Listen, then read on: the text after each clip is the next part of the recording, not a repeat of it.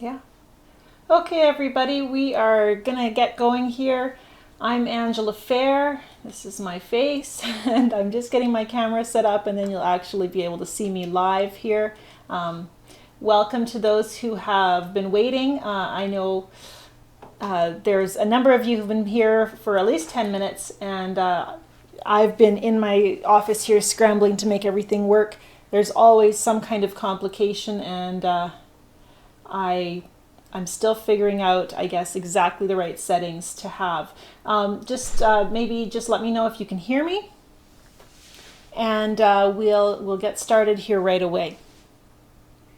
And making sure I have my sound turned on, which is always important.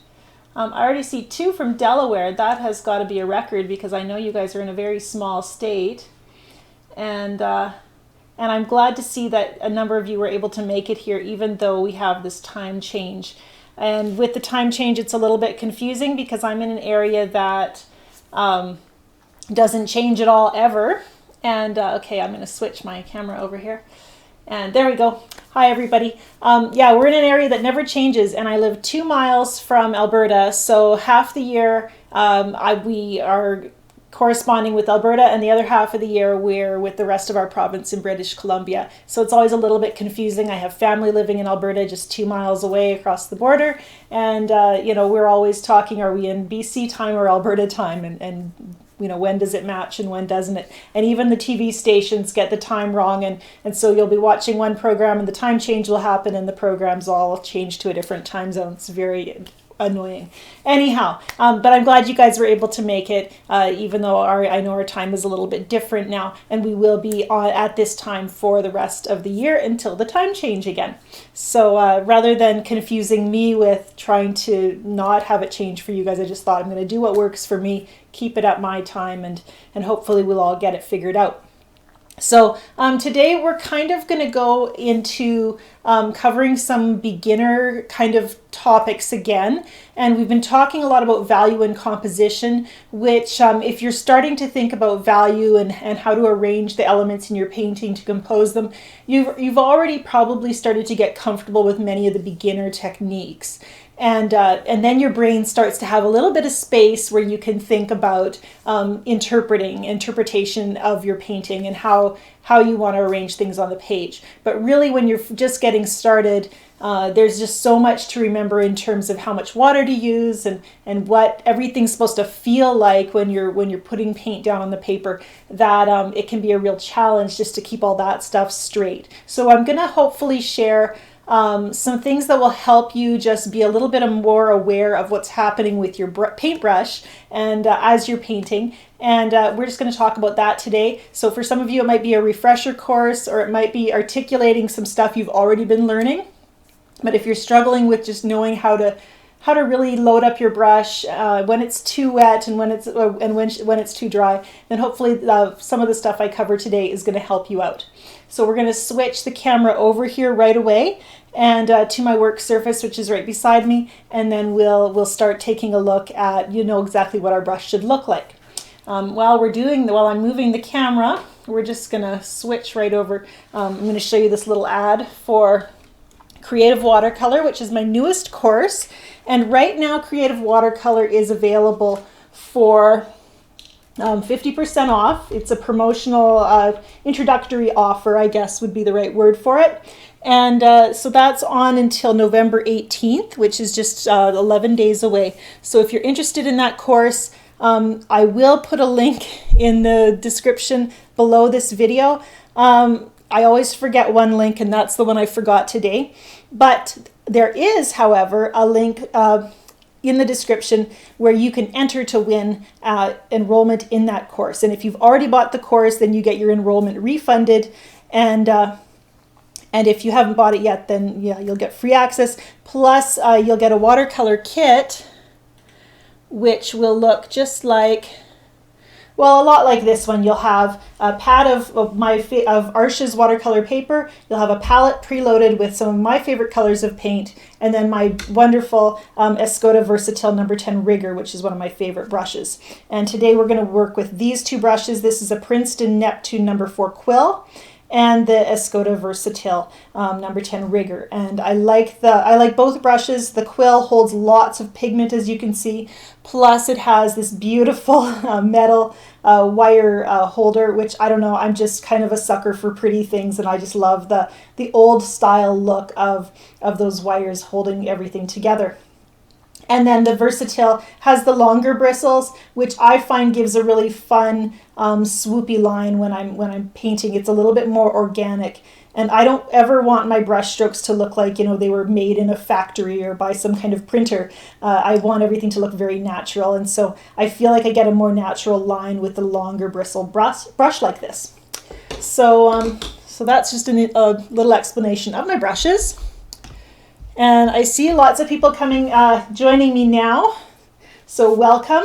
And we're talking about brush water load, I guess is the word for it. And I'm actually sitting down today, which I don't do very often.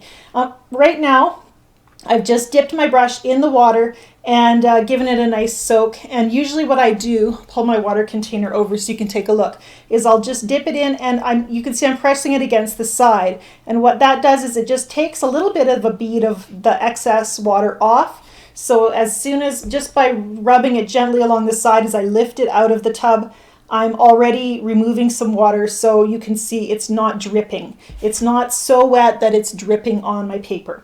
And that's a great way to get started. And I like a big round brush because it holds lots of water, which means I'm not going to run out of pigment right away. The other thing I like to do, and I've talked about this many times, is I always spritz my palette with water just to moisten the colors to get started, because if my colors were perfectly dry, of course, as soon as I touch them with this wet brush, a lot of that water is going to go into the palette well, and I'm going to need to grab more right away. So hopefully I've got fairly moist pigment, just the surface of it is moist, a nice moist brush, and that gives me a great beginning for picking up some pigment with my brush. So we're going to just grab some magenta. It's a little bit off the page here. And I can already feel my brush is going to be too dry. The magenta is still a little bit... I'm just going to adjust things a little bit so you guys can see my water containers as well. The magenta is still, it's damp, but it's really not wet enough to give me a juicy amount of color. So you can see there's pigment on my brush, but it's just feeling a little bit dry. So then I just touch it into my water container and just pick up another drop of water. And so now I'm feeling like things are a little juicier. And the bristles, when I had first stroked into my magenta on the palette, the bristles felt kind of flat as I pulled them out because there was less water there. But now there's so much water, it's got a nice round shape. So nice loaded.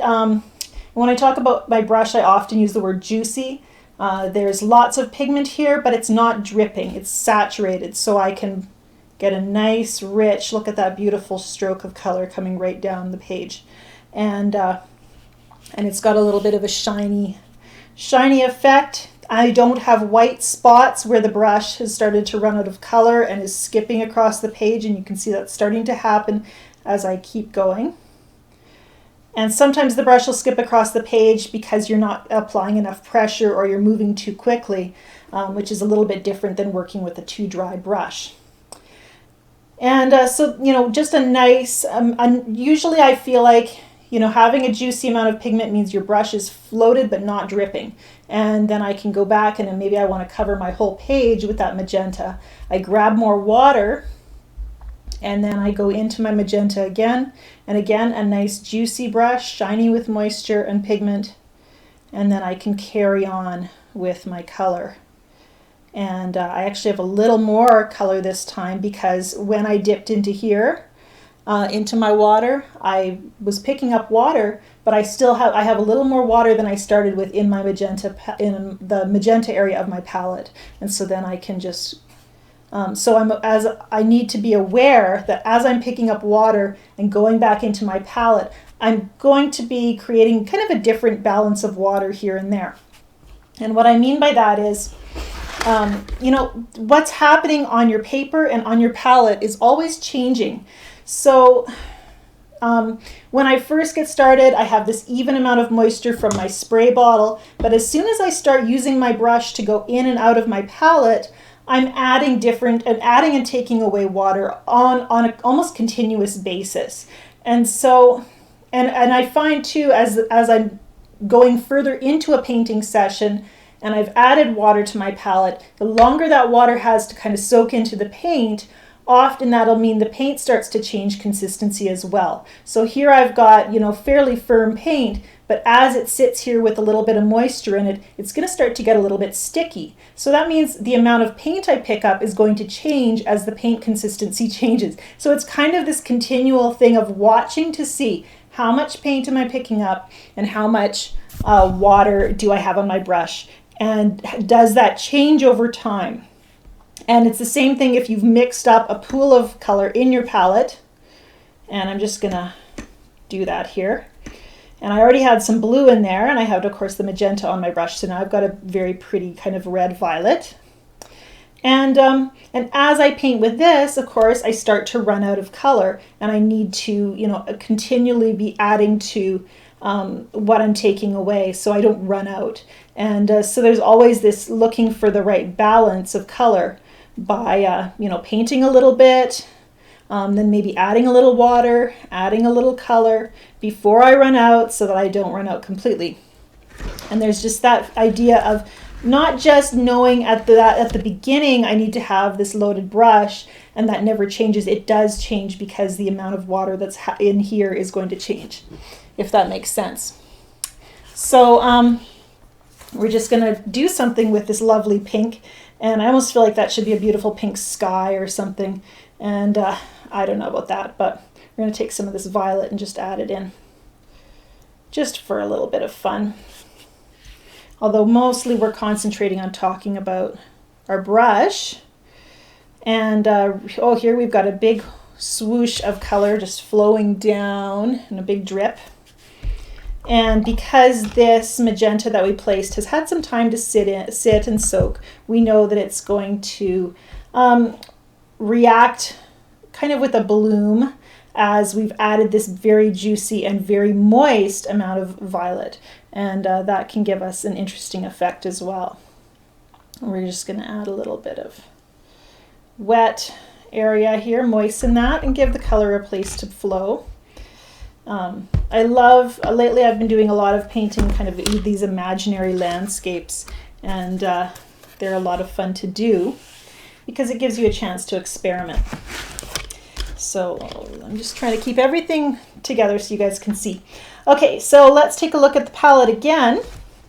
Now over here I have some fairly dry colors. Here's some ultramarine that's gotten fairly firm. It's quite hard and chunky actually. And so even though I spritzed it, it doesn't have that sticky consistency that you might see in newer pigment. I'm going to switch brushes at this point too, so we can see how moisture looks on a different brush. And again, I've just dipped it in the water, and then I've taken that initial bead off at the edge of my container. And most of the time I do that unless I really want to add, maybe I want to add a lot of water to an area of my palette so that I can start loosening up some color or mixing a big puddle. And then I wouldn't take that bead off my brush. But most of the time you want to take that one big droplet right off the end of your brush so you have a little bit more control. And I'm just massaging this color so I can get some nice juicy color. You have to spend a little more time doing that at the beginning of your painting session. And as I use the ultramarine, I'm going to see that it's going to soften up, and I'm not going to need to use quite as much water as I do in the very beginning. So, there's just that idea of kind of being in tune with what's happening on your palette as much as what's happening on your paper. And we'll just throw that down over here. And I didn't really have a plan for a scene to paint today with you guys. I wanted to talk about brush handling, so that's where we're going with this. I do want to show you a little bit of troubleshooting though. So we're going to set this aside actually. And you can see what I've done here with my palette is I've clipped my paper at the top. but because, or not my palette, my painting board, I've clipped my paper at the top just to hold it steady, and then I've taped it at the bottom because my paper isn't big enough for me to clip it all the way around. So that's just a little aside. I like clipping my paper more than taping it down, just because it gives me, oh, I'm sorry about that, just hang on a second.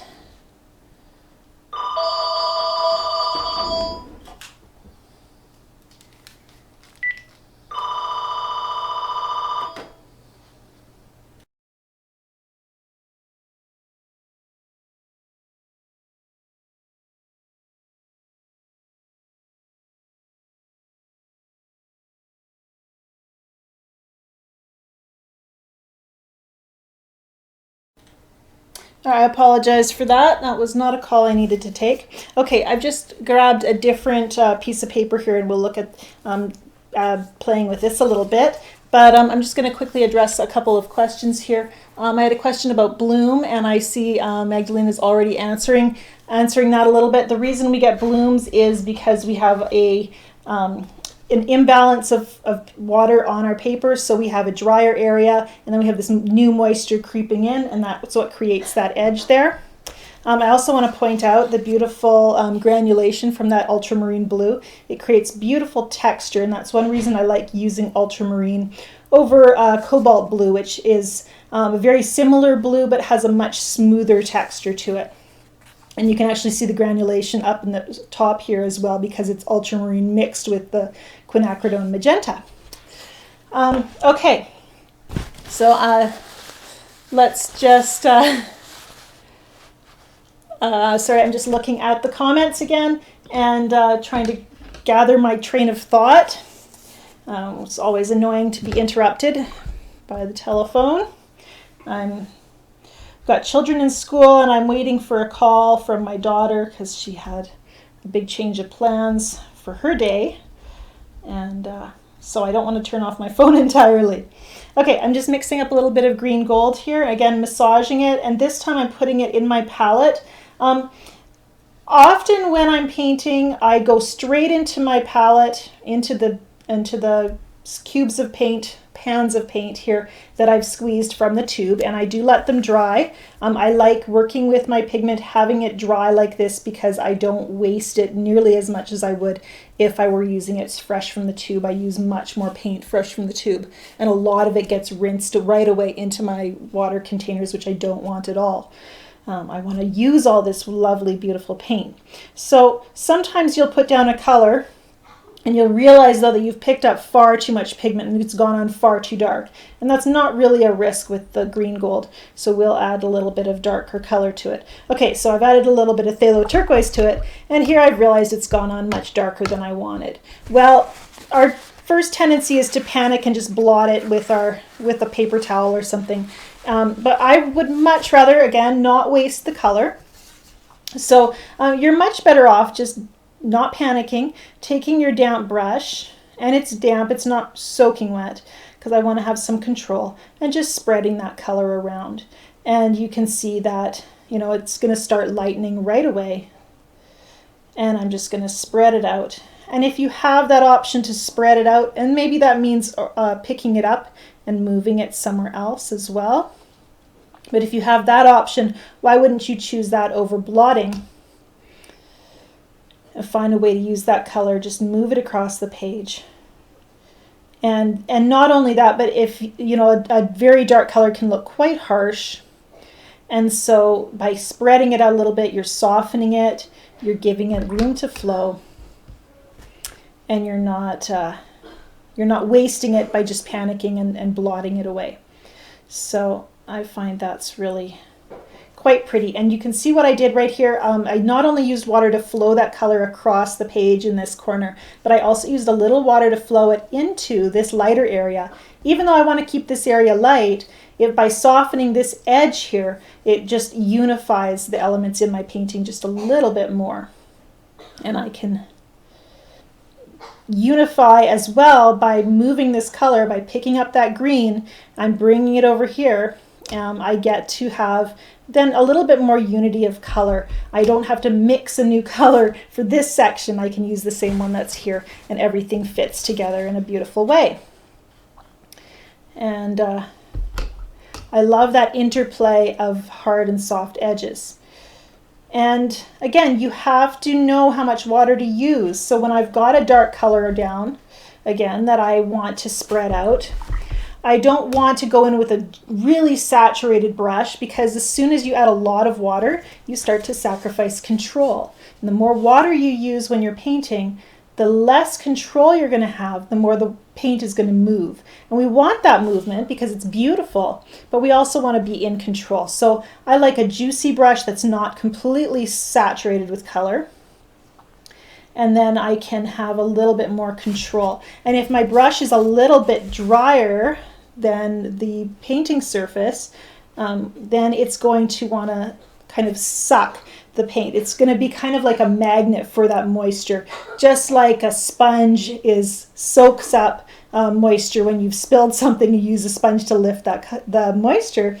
A thirsty brush, a brush where you've removed a little bit of water, is going to act as a magnet for excess moisture on your paper. And so we can be aware of that. When we have too much water on our brush, it's going to do the opposite. It's going to push onto your painting surface.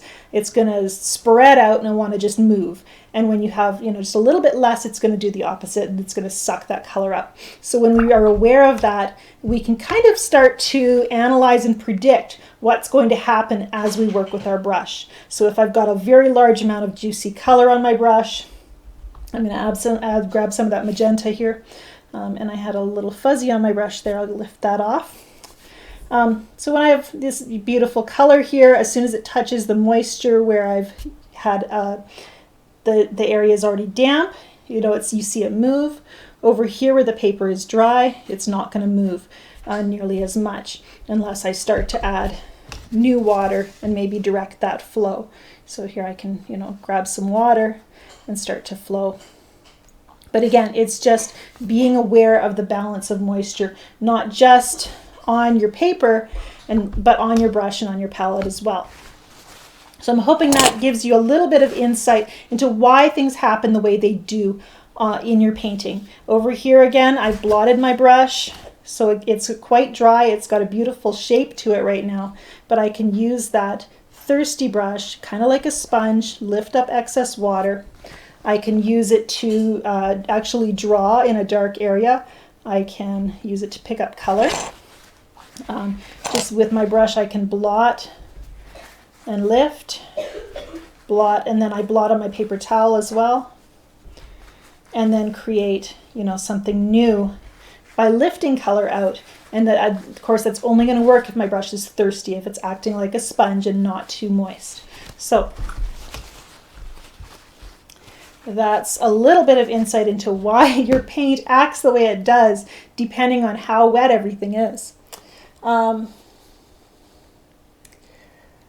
Yeah, just looking at comments. Questions, anyone? Now is a good time to ask.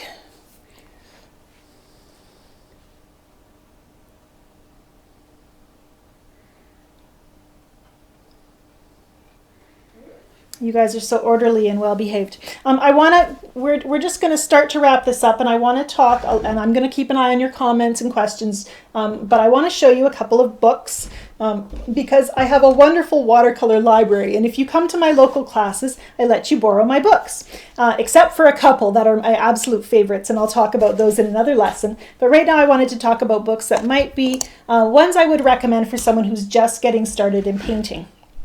And these I've had for a long time, so they're in various, they may not actually be in print anymore where you are. The 1 Hour Watercolorist, both of these are books that are really great for somebody who wants to learn to paint but may not have a lot of time, or may struggle with feeling a little bit too serious about your painting. If you just feel really tense about when it comes to painting, these two books really, I think, can help loosen you up and help you relax a little bit. And that's because both of them are dealing with small amounts of time. The 1 Hour Watercolorist. I really like this book because it has a very large variety of artists' work in it. And so not only Patrick Seslar is the artist, but author, but he doesn't just share his own paintings, but paintings by many other artists. And it's really helpful to see how artists make use of their time. And for myself, when my children were small, I wasn't a 1 hour watercolorist, I was a 15-minute watercolorist. And I gave myself permission to just paint for 15 minutes. I could feel good about that and not feel guilty if that was all the time I had. And so that was very freeing, and it was neat to see that rather than just not painting at all because I didn't think I had enough time, putting in those few minutes as often as possible. I can't say it was every day. But putting in those few minutes, I could see my skills grow, even though I wasn't able to invest the kind of time I maybe would have wanted to. So I enjoy this book because it breaks painting down into smaller chunks, and it talks about, managing your time and thinking of watercolor in terms of being able to do it in those small doses. And then this book, Painting Greeting Cards in Watercolor by Jacqueline Penney, very similar as well in the idea of instead of working in small chunks of time, she's working in small pieces of paper, greeting card size, which means your commitment isn't so great. And I think sometimes when you're beginning to paint, you want to do these big masterpieces and you put so many hours in, and then if you make a mistake or mess it up somehow, or maybe you're just afraid to make a mistake and mess it up somehow, and that kind of fear doesn't really help you grow as rapidly as you would if you just are having fun working in small doses and small paintings. So I like this idea of working in little paintings, and some of her paintings, her small paintings in this book, are just so beautiful and evocative. You're strengthening your composition skills, and you're able to do it in smaller chunks of time. So I really like both of these books for just helping you to not feel so overwhelmed by watercolor, to shrink it down into a manageable size that you feel like you can handle, if that makes sense. I have another recommendation. I haven't heard of 10-Minute Watercolors by Hazel Sohn, but I'm going to definitely check that one out. That sounds like a good read as well.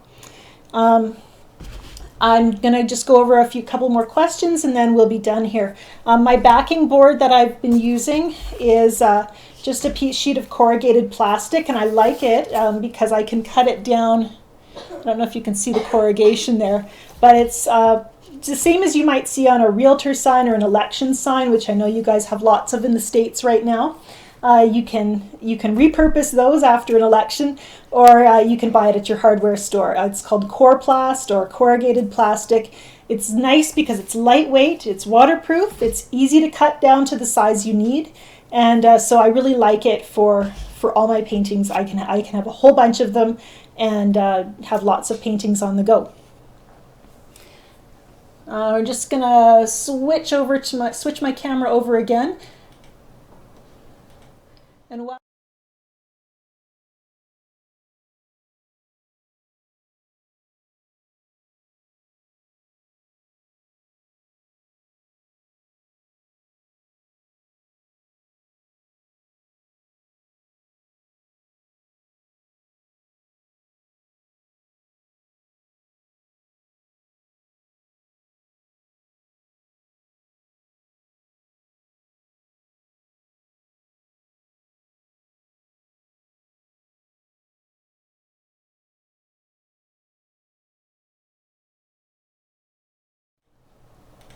And there we go, switched over again. And I also want to encourage you to check out, I'm just checking questions again. I want to encourage you guys to check out my watercolor calendar as well. There's a link in the description. Also in the description at the end of this video, or below the video, you can also see links to some of the supplies I've used today, so just to help you if you're looking for a particular brush. Please don't feel like you need to use the brushes I use in order to get a good result. Really, I've used so many different brands and sizes and styles of brush. It's really more the time spent just building up your skills. Watercolor is a skill, so if you're new to watercolor, it's just like when you were a kid learning to write your name and form the letters correctly. It took practice, but I have every confidence that you can build your skills if the desire is there. So keep that in mind. You guys didn't hear me. Oh, yeah. I keep trying to get all my settings correct for my video, and I always miss something. That's me being an artist and not a technician. I was just sharing with you my new abstract painting, which is called Summer Nights, and that's available on my website at angelafehr.com. I'm also working on updating my website today just to make things easier to find. I have so many questions about the supplies I use, about my watercolor calendar, about my beautiful watercolor scarf that I now have available. So I want to make sure links for that are available easily on my site. So I'm working on just trying to get that a little bit more streamlined. So watch for that in the next day or two. I'm just going to look at your questions one more time and then we'll wrap up. Yes, I've found that a bigger brush helps to loosen up. Do I agree? I absolutely agree with that. I used to read articles where artists were recommending you use a bigger brush, and I just thought, how can you get the detail? That's just so wrong. But the deal is, when you're painting in watercolor, we want to start out with a very loose approach and then gradually tighten up and get the details toward the end. So even if you need a small brush for those details that you want to put in at the end, start out with a big brush, focus on the large shapes and the value patterns, and then you can, gradually get to that smaller brush as you paint. And I love that a smaller brush holds more paint so that you don't have to be continually dipping back into your palette. And if you get a really nice large brush that comes to a fine point, you can still get those beautiful details without even switching a brush, which is most of the time what I do. Any other questions that I should cover? Susan asks if there's a particular size I would recommend for selling at art shows. Can't really speak to that because I don't do the art show circuit, but I think I would recommend just having a variety and probably staying in the smaller, packable sizes. I find with art, you just never know. And I really try not to worry about what people are going to like when I'm working on a painting, because I need to focus on painting from in here. And so the deal is, I try to paint in what interests me. And sometimes, right now, I'm into these little 6-inch paintings, my little gems that are up on my site this month. But I also have in my brain, I want to do something really big. So that's in my head right now, and I'm trying to plan that. So, it's good to do a variety. I want to wish everyone in the States good luck on Election Day, along with Dolores. Election time it's been a long haul for you guys, so I wish you all the best, and great hope for the future, no matter what affiliation you are politically. And I want to encourage you guys, just keep showing up in the studio. If you're learning to paint, it's really just putting in that time and finding a way to love a little something about every painting you do, and just stay motivated and be willing to experiment and make mistakes, because that's where the best learning happens. And so thank you guys for sticking with me today.